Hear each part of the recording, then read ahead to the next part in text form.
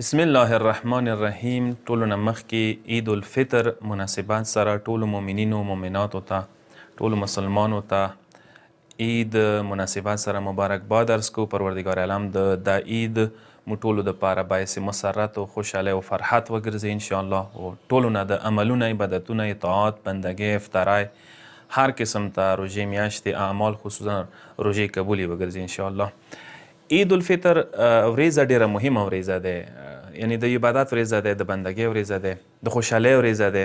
دې ورځې هم روایات ورو سره که تاسو سترګې وغړئ خپل عملونه شته دي، په کار دی څه مو طبق شریعت هغه کارونه وکړو چې هغه مطلب راغلي دي.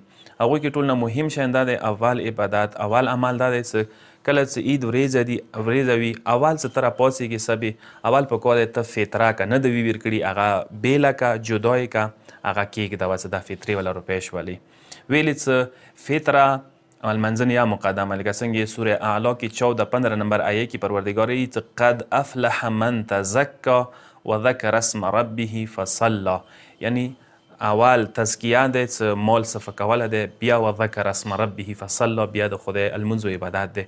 سوال په کوه د عید ورځې انسان فطره بیلی کېږي، مستحق ته د نه ویر کړي بیلی که او بیا هغه ته مستحق ته په کار دی ورسوي.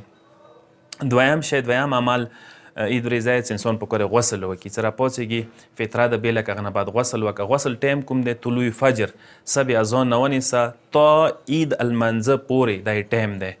او خپله غسل دعا یاد دی چې سکرین باندې به هم درته شو شي، اللهم ایمانا بک و تصدیقا بکتابک و اتباع سنت نبیک محمد صلی الله علیه و آله. هغه نه بعد بسم الله ویه، غسل وکړه.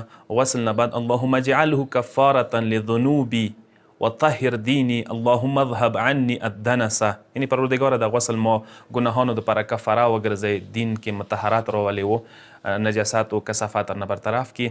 دا دعا د سکرین باندې به ته راشي. او که چا نه ولا فرق نه کوي همداسې سمپل ساده طریقې سره غسل وکړي هم صحیح دی.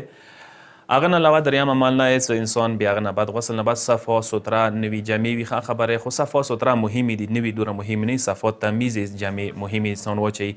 بیا څلورم عمل دی چې هغه نه بعد ته المنځه نه مخکې اول افطار وکړه. اول ته مطلب دا یې چې پړشمای د ککړې وي نو اول ته روژه ماته که د دغې ورځې نه افطار وکړه. افطار چې شی دی مطلب روژه خو نشي ساتی، خو مطلب دا چې چونکې شی د خوړل نه دی اول افطار وکړه. افطار کې راغلي دي مستحبات دا یې چې ته خرما سره افطار وکړې بهتره دی. او دې کې لکه شیخ مفید بزرګوار ویلي دي که چیرې انسان مولا امام حسین علیه الصلاة والسلام تربت سره خاورو سره لږ غوندې کې افطار وکړي هغه استعمال کړي ډېره بهتره، ویلې چې ټولو بیماریو دردو دپاره شفا دی ورکړي.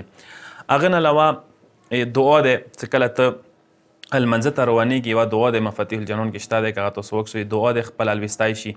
بیا هغه نه بعد عید الفطر المنځ دی چې انسان یې په کار دی وکړي. مستحباتو المنځونه دی او ډېر زیات تاکید په شوی دی زمانې مولا چې کله امام وي هغه ټایم کې دا المنځ واجب دی، کله هغه نشته دی مولا نشته دی نو دا مستحب المنځ دی او کل سهارا کې وشي بهتره دی. وام عمل یو دا دی چې 46 نمبر صحیفه سجادیه که چه سخونو کوي که موبایلو کې وي هغه کې 46 نمبر الوداع یوه دعا دی د الوستی شي چې په کار انسان یې ولولي. اتم عمل دا دی چې دې ورځې دعای نطبې الوستله مستحبه دی. دعای نطبه که چا ولوستله ثواب یې زیات دی. زمانې مولا دپاره امام دپاره یوه استغاثه دی. انشاءالله پروردګار عالم نه دعا کوو چې خدای مو ته د دغو شپو ورځو اعمال و عبادات و توفیق نصیب کړي. والسلام علیکم ورحمة الله وبرکاته.